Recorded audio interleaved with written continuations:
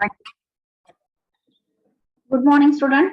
Class TYB.com 2019 pattern semester 6 subject advance accounting second topic ratio analysis. Ratio अनालिसिसचा 6वा problem आणि त्याचं solution आज आपण पाहतोय.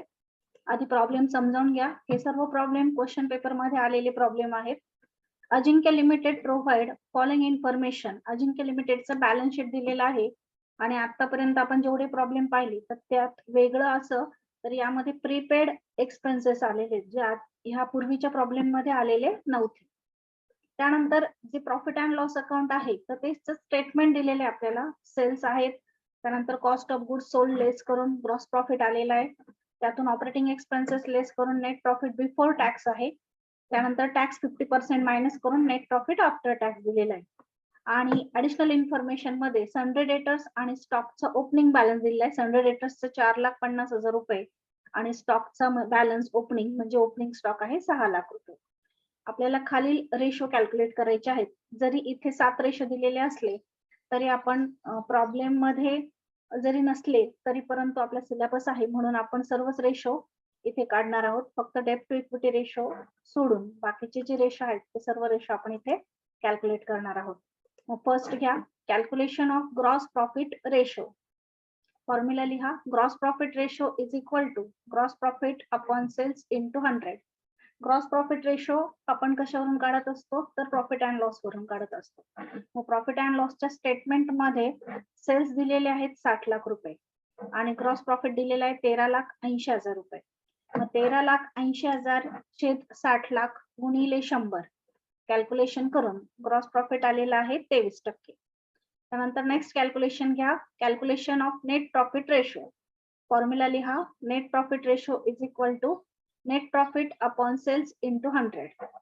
मग स्टेटमेंट मध्ये बघा प्रॉफिट अँड लॉसच्या नेट प्रॉफिट दिलेला आहे. आता तुम्हाला कन्फ्युजन वाटेल की नेट प्रॉफिट कोणता घ्यायचा, आफ्टर टॅक्स घ्यायचा की बिफोर टॅक्स घ्यायचा.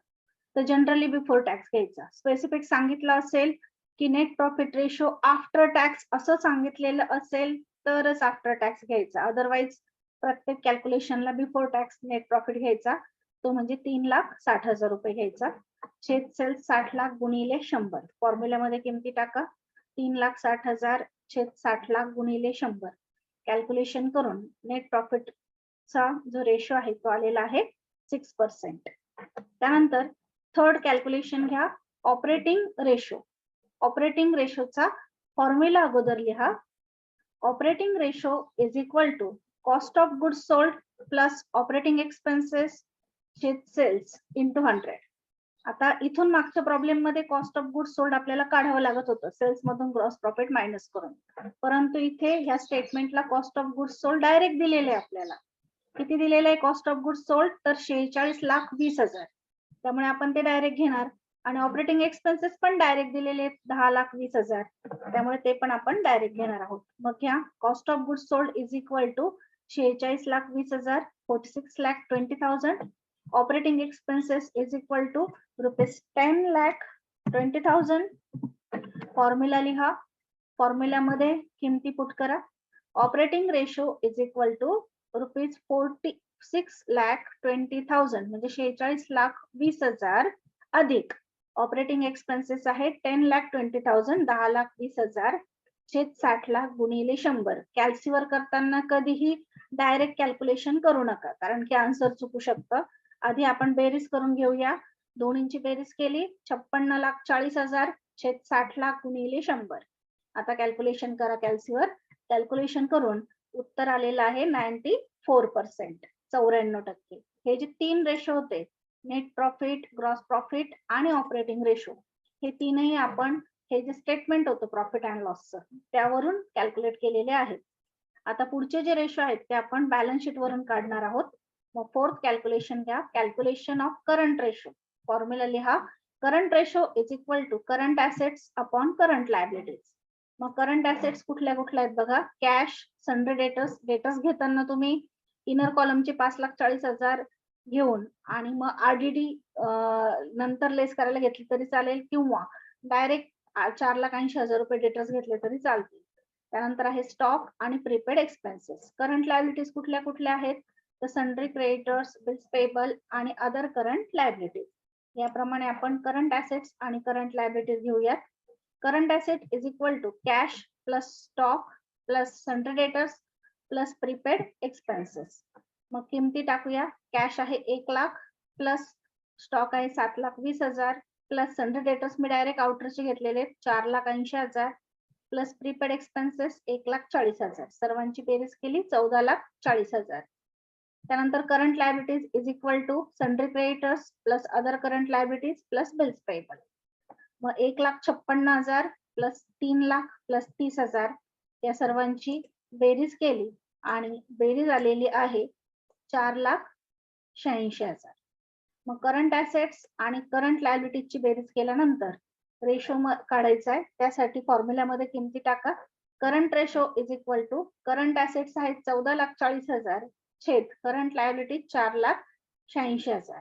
कॅल्क्युलेशन करून आपलं उत्तर जे आहे ते कॅल्क्युलेट करा.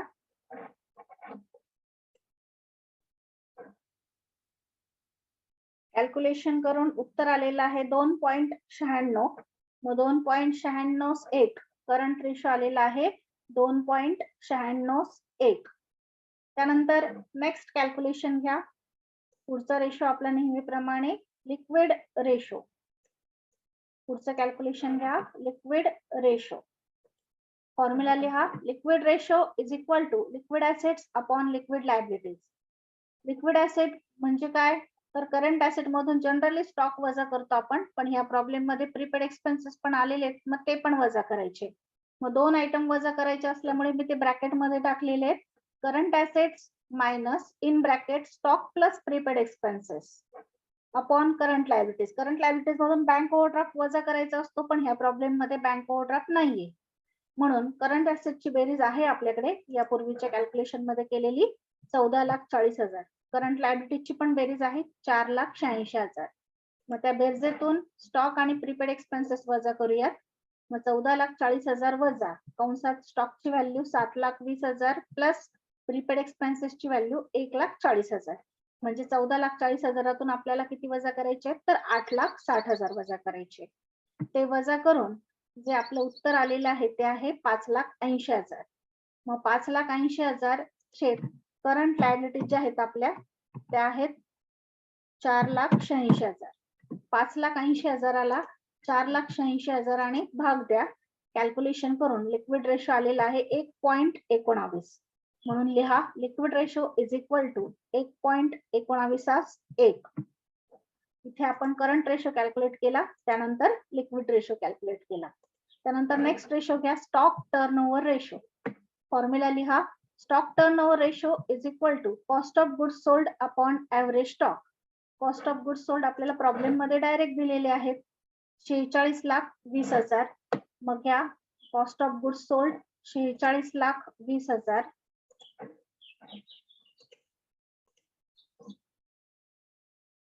Cost of goods sold direct दिलेले आहेत 46,20,000.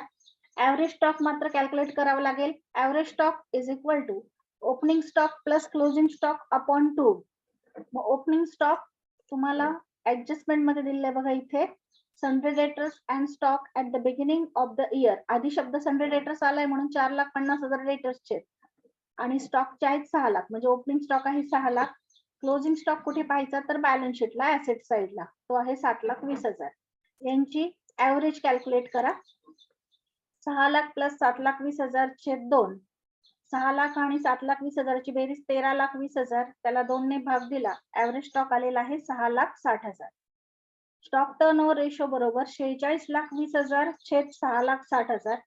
46,20,000ला 6,60,000 भाग दिला. स्टॉक टर्नओव्हर रेशो आलेला आहे 7 टाइम्स. आपण पुढचं कॅल्क्युलेशन केलं स्टॉक टर्नओव्हर रेशो. आता घ्या debtors turnover ratio. Calculation of debtors turnover ratio. Formula लिहा. Debtors turnover ratio is equal to credit sales upon average debtors. आता ह्या प्रॉब्लेम मध्ये स्पेसिफिक असे क्रेडिट सेल्स नाही सांगितलेले, फक्त सेल्स म्हटलंय. मग अज्युम करूयात की जे सेल्स दिलेले आहेत तेच क्रेडिट सेल्स आहेत, म्हणून credit sales is equal to 60 lakhs. Average debtors is equal to opening balance plus closing balance upon 2. Opening balance आपल्याला ऍडजस्टमेंट मध्ये दिलेला आहे 4,50,000 रुपये आणि क्लोजिंग बॅलन्स बॅलन्स शीटला आहे 4,80,000 रुपये. त्यांची ऍव्हरेज कॅल्क्युलेट करायची. 4,50,000 प्लस 4,80,000 छेद 2, दोन्हींची बेरीज करा अगोदर. दोन्हींची बेरीज येते 9,30,000 आणि त्याला 2 ने भाग दिला. ऍव्हरेज डेटर्स आलेले आहेत 4,65,000. मग खालच्या ओळीवर फॉर्म्युलामध्ये किमती टाका. डेटर्स टर्नओव्हर रेशो बरोबर 60 लाख छेद 4,65,000. कॅल्क्युलेशन करून आन्सर, कॅल्क्युलेशन करून उत्तर येते 12.90 टाइम्स. राऊंड फिगर करून that is 13 times. Debtors turnover ratio आलेला आहे 13 टाइम्स. त्यानंतर नेक्स्ट कॅल्क्युलेशन घ्या.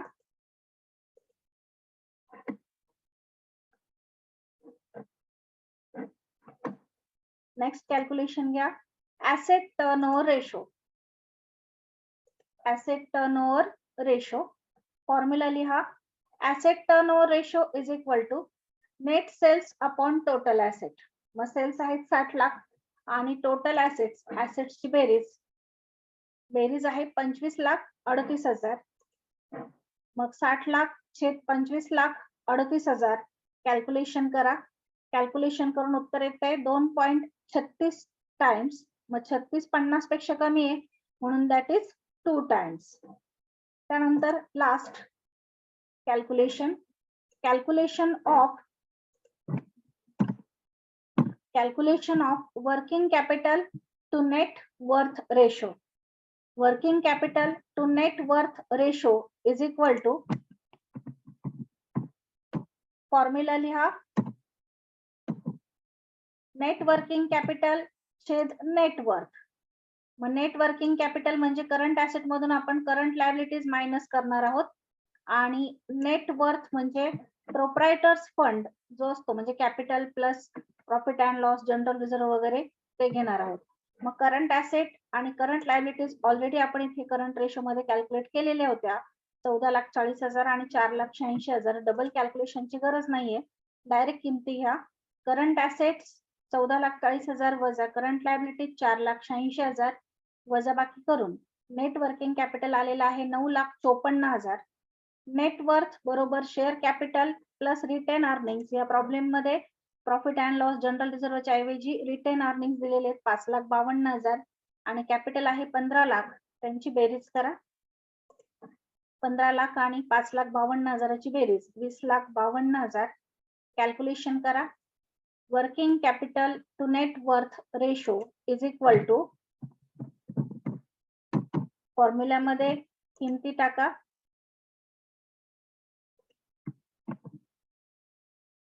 9,54,000 छेद 20,52,000 गुणिले 100. कॅल्क्युलेशन करून उत्तर काढा. उत्तर आलेलं आहे 46.49%. इथे आपण राऊंड फिगर करत नाही त्यामुळे जे आहे तसंच ठेवा. हा आहे आपला 6 नंबरचा प्रॉब्लेम जो क्वेश्चन पेपर मध्ये आलेला आहे. हे कॅल्क्युलेशन इथे विचारताना 7च कॅल्क्युलेशन विचारलेले होते, परंतु आपण काही कॅल्क्युलेशन एक्स्ट्रा केलेले आहेत. इथे नेट प्रॉफिट आफ्टर टॅक्सचा पण रेशो विचारलेला आहे, त्यामुळे मी लास्टला नेट प्रॉफिट आफ्टर टॅक्सचा पण रेशो कॅल्क्युलेट करून दाखवते.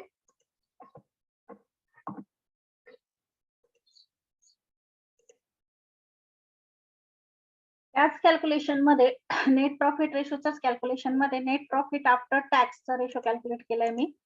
बघा, net profit after tax ratio is equal to, जो नेट प्रॉफिट आहे तो आफ्टर टॅक्सचा घ्यायचा. आफ्टर टॅक्स नेट प्रॉफिट आहे 1,80,000 म्हणून फक्त किमती चेंज होतील. फॉर्म्युला तोच आहे, फक्त तुम्ही इथे मेन्शन करू शकता की नेट प्रॉफिट आफ्टर टॅक्स म्हणून. तर 1,80,000 छेद 60 लाख गुणिले 100. मग net profit after tax ratio आलेला आहे 3%, 3%.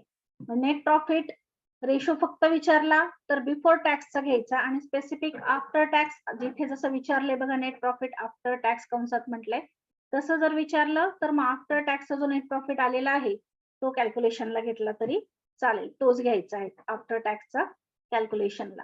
मग इथे आपण दोन्ही पद्धतीने नेट प्रॉफिटचा रेशो कॅल्क्युलेट केलेला आहे. आफ्टर टॅक्सचा पण केलाय आणि बिफोर टॅक्सचा पण कॅल्क्युलेट केलाय. मग बघा, हे gross profit, net profit before tax and after tax, त्यानंतर ऑपरेटिंग रेशो, त्यानंतर करंट रेशो, लिक्विड रेशो किंवा त्यालाच acid test ratio, quick ratio असं देखील म्हटलं जातं. त्यानंतर stock turnover ratio, debtors turnover ratio, asset turnover ratio आणि last working capital to net worth ratio. इथे आपला 6 नंबरचा प्रॉब्लेम कंप्लीट झालेला आहे. थँक्यू.